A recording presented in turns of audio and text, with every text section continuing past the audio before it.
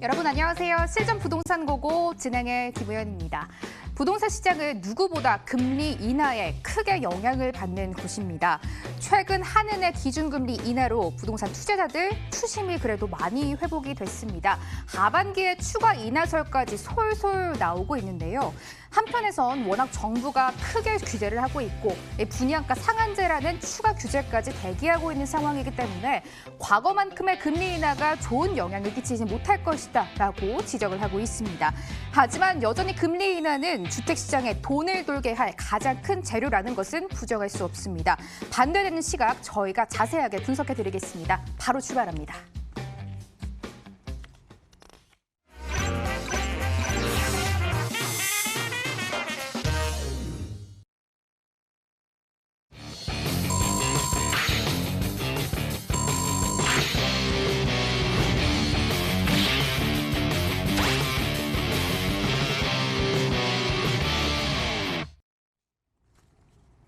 오늘 1부는 이분과 함께 하겠습니다. 키다리 아저씨의 높고 큰 시각에서 주택시장 한번 바라봐야 될 것 같네요. 키다리 부동산연구소 이성우 대표 자리해 주셨습니다. 대표님 안녕하세요. 네, 안녕하세요. 네, 반갑습니다. 네, 반갑습니다. 부동산 아저씨께 물어보고 싶으신 점이나 궁금한 점 생기시면은 저희 쪽으로 무료 상담 전화 이용해 주시면 되겠습니다. 언제든지 상담 받고 있습니다. 서울 전화 02-2077-6358번 기억해 주시고 궁금증 생기시면 저희 쪽으로 바로 전화 주시기 바랄게요. 먼저 대표님께 금리 인하에 대해서 시각을 여쭤봐야 될 것 같습니다. 대표님, 네.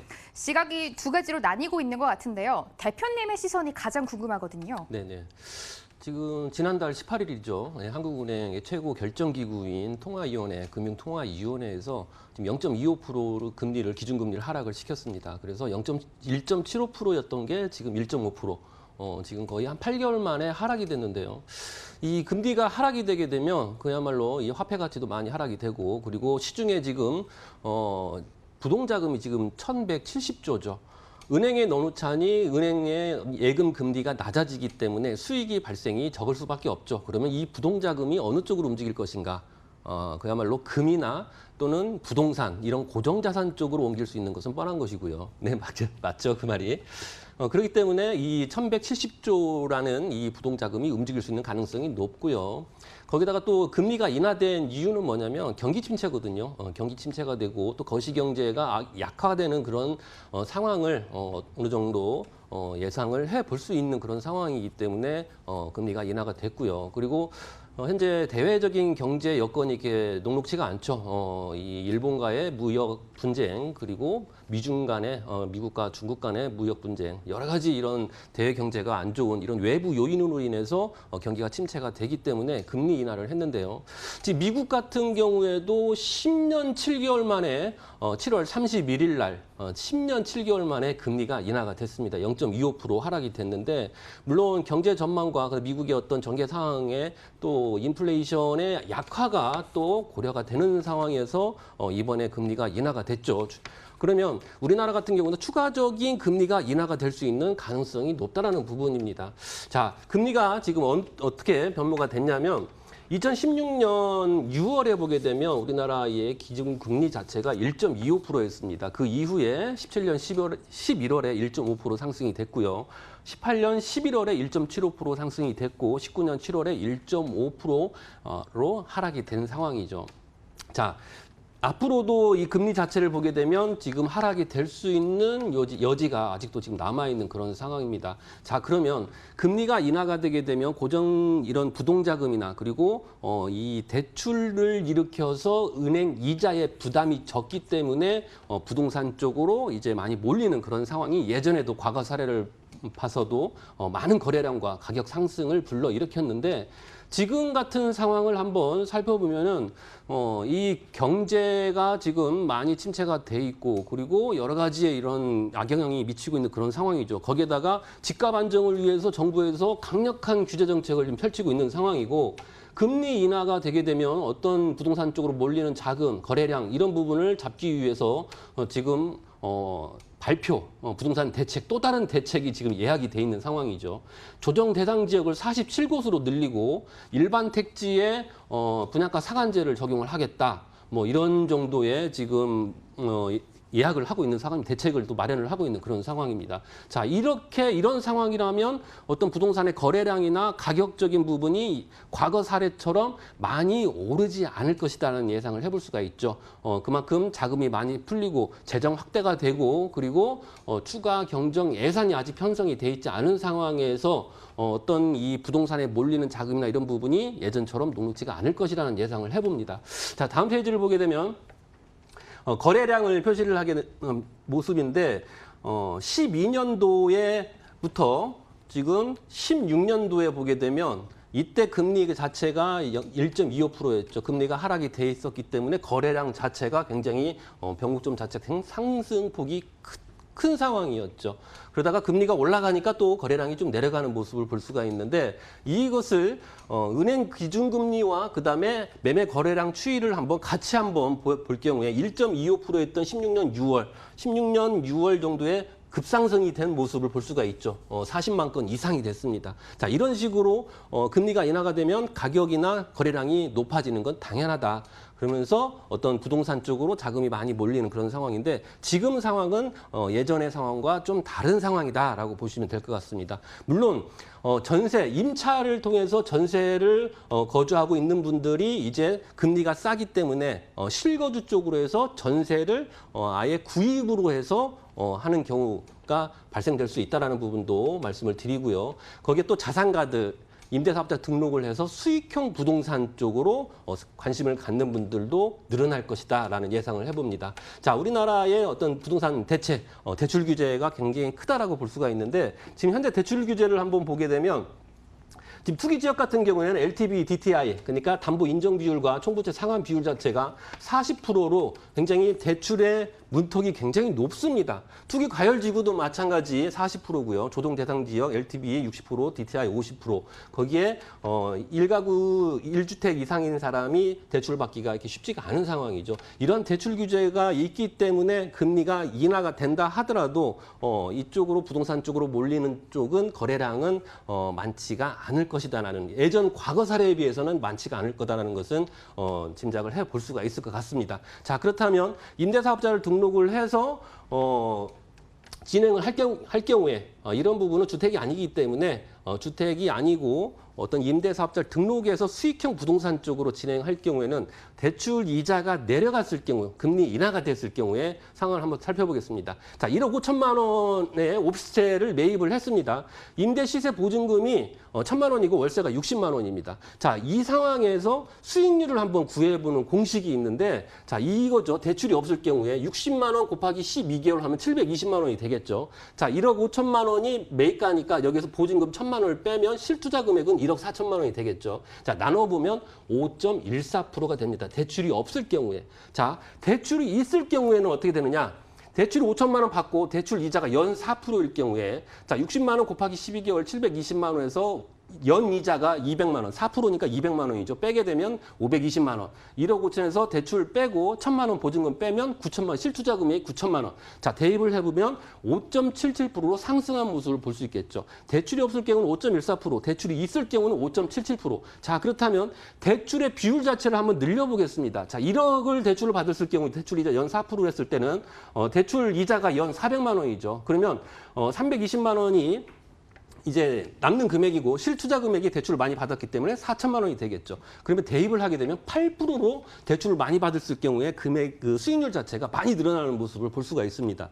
자, 마지막으로 대출이 이제 5천만 원일 경우 대출 이자가 여기는 4%였는데 지금 대출 이자가 금리 인하가 돼 있는 상황이죠. 3%로 내려갔을 경우에 보게 되면 60만 원 곱하기 12고 720만 원에서 대출 이자가 150만 원밖에 안 되죠. 여기에는 200만 원이지만 그러면 570만 원의 수익이 발생이 되는 겁니다. 그리고 실투자 금액이 9천만 원일 경우에 대입을 해보면 나눠보면 6.33% 많이 올라가는 모습을 볼 수 있겠죠. 자, 1억을 받았을 경우는 10.5%로 굉장히 상승이 됩니다. 그래서 금리가 인하가 됐을 때 수익형 부동산 쪽으로 자산가들의 방향이 이쪽으로 많이 모인다라는 거죠. 주택을 구입을 하자니 대출 규제가 있고 이런 수익형 부동산은 임대사업자를 등록해서 진행을 하기 때문에 대출을 통해서 수익률을 늘리는 이런 지렛대 효과, 레버리지 효과를 많이 발생을 시키기 때문에 이런 쪽으로 많이 거래량이 늘어날 것이다라는 예상을 해봅니다. 지금부터는 키다리 아저씨와 현장 공부 이어가겠습니다. 화면으로 먼저 가보시죠. 서울시 용산구 청파동 다세대 주택입니다. 위치는 효창공원 앞역에서 도보 7분, 2019년 6월 준공됐고요. 층수는 5층 건물 내 3층, 방 1개, 거실, 주방, 욕실 구조입니다. 매매 금액은 2억 8,900만 원이고요. 전세 시에는 실투자금 약 8,900만 원, 월세 시엔 실투자금 1억 2,900만 원 전망되고 있습니다. 용산 너무 많이 올랐습니다. 키다리 아저씨가 아직 투자 기회가 있다라고 하셨는데요. 정확한 위치부터 이야기 들어볼게요. 네, 서울의 중심부 용산입니다. 방금 제가 수익률 계산하는 방법을 말씀을 드렸는데 좀 복잡해 보일 수도 있을 겁니다. 하지만 이제 인터넷 들어가 보면 부동산 수익률 하면 금액만 넣게 되면 계산이 그냥 자동적으로 다 나오기 때문에 수익률을 한번 계산을 해보는 것도 좋을 것 같고요. 수익형 부동산으로 진행을 해도 될 만한 물건입니다. 임대사업자를 등록을 해서 왜 그만큼 떠오르는 지역 마스터 플랜이 아직 발표가 안 됐지만 발표가 되게 되면 서울에서 가장 넓은 면적 100만 평이 넘는 개발 호재를 가지고 있죠. 국제 업무지구가 있고 또 73만 평의 또 민족공원이 또 추진이 되고 있는 그런 상황이기 때문에 서울 중심부에 위치해 있으면서 개발 호재로 인한 집값 상승까지 바라볼 수 있는 지역입니다. 특히 또 숙대 입구역이나 4호선이죠. 그리고 효창공원 앞역 6호선 이렇게 더블 역세권에 포함이 돼 있는 그러한 물건이고요. 또 바로 옆에는 숙명여대가 있습니다.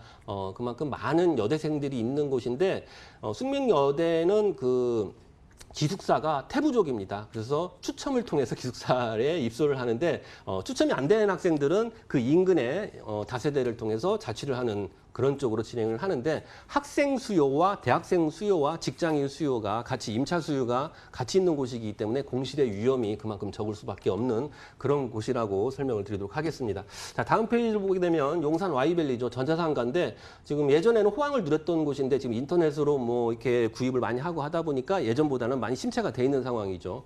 이 Y밸리 자체를 청년들의 창업 공간으로 만듭니다. 서울 유수의 대학교 5개 대학교가 참여를 해서 젊은이들이 창업할 수 있는 교육이나 이런 부분을 Y밸리에서 진행을 해서 젊은 창업자들한테 수익을 발생할 수 있도록 도움을 주는 곳이 바로 Y밸리인데 전자상가가 굉장히 넓은 면적이죠. 많은 발전이 이제 되면서 이쪽 지역에 어떤 가격적인 부분을 부추기는 소재가 될 것이다. 자, 청파 1구역 재개발. 그야말로 1구역 이 전면부는 굉장히 많이 발전이 되겠죠. 하지만 후면부는 아직까지 너무나 열악한 환경에 이런 집들이 많기 때문에 재개발을 통해서 이제 한 곳 한 곳 이제 정비를 해나가는 그런 사업들이 펼쳐지고 있는 곳이 바로 용산 지역입니다.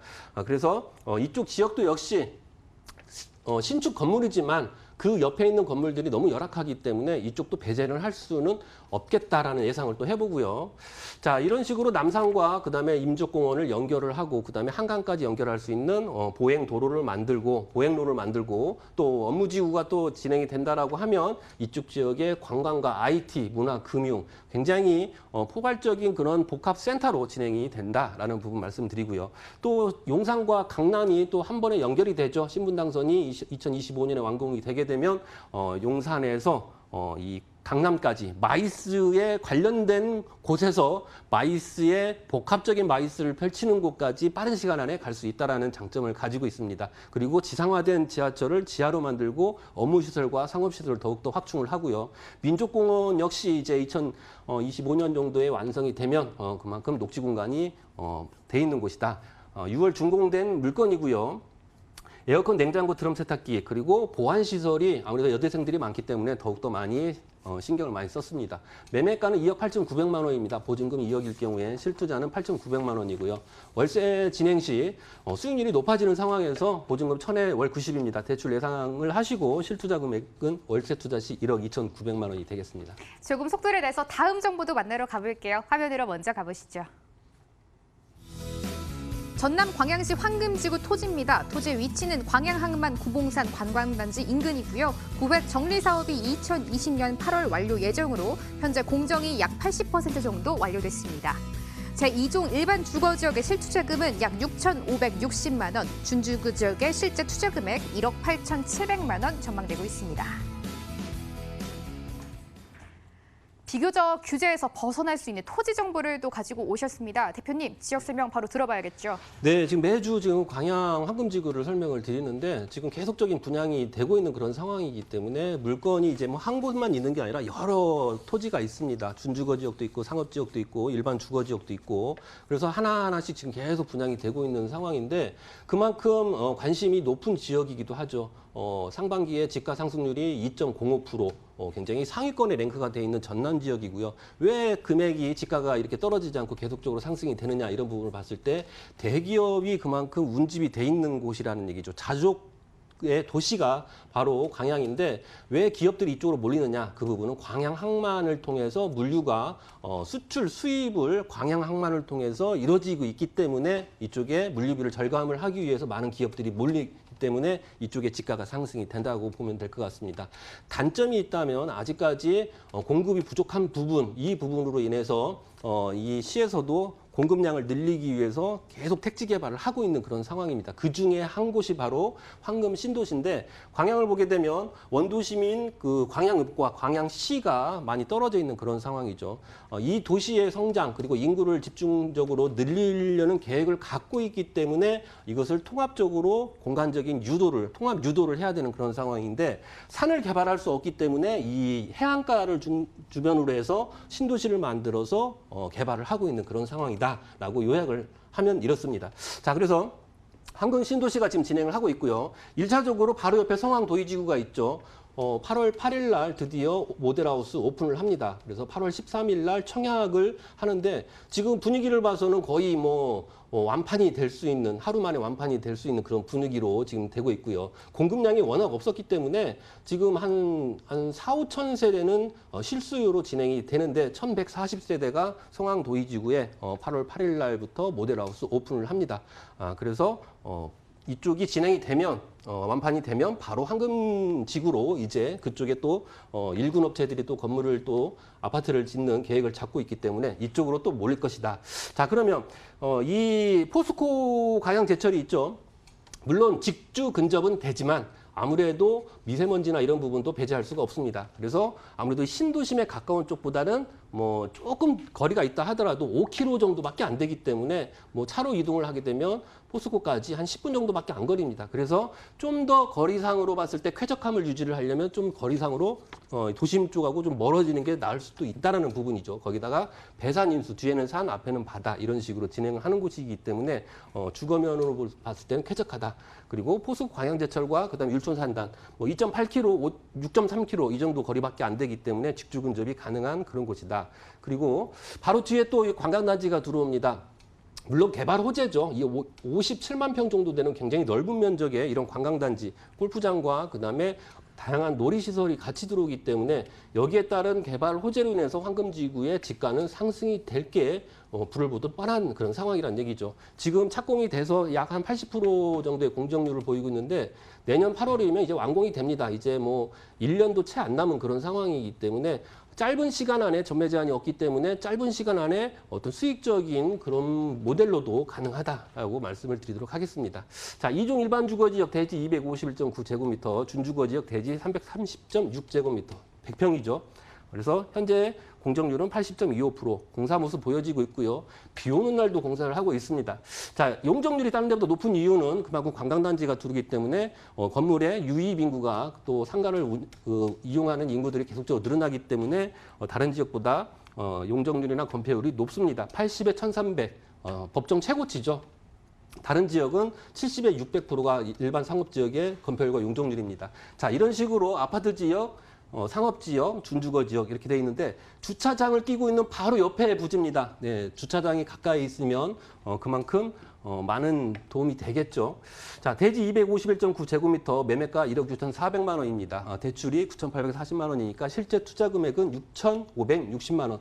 금리가 인하가 되기 때문에 토지에 대출을 받아서 진행할 수 있겠죠. 준주거지역 330.6제곱미터, 4억 6,600만 원. 대출이 2억 7,900만 원이기 때문에 실제 투자 금액은 1억 8,700만 원이 되겠습니다. 이렇게 토지 이야기까지 들어봤습니다. 키다리 아저씨와 함께하는 시간은 항상 너무 짧게 느껴집니다. 1부는 여기서 마무리할게요. 이성우 대표와 함께했습니다. 대표님, 오늘도 말씀 고맙습니다. 감사합니다.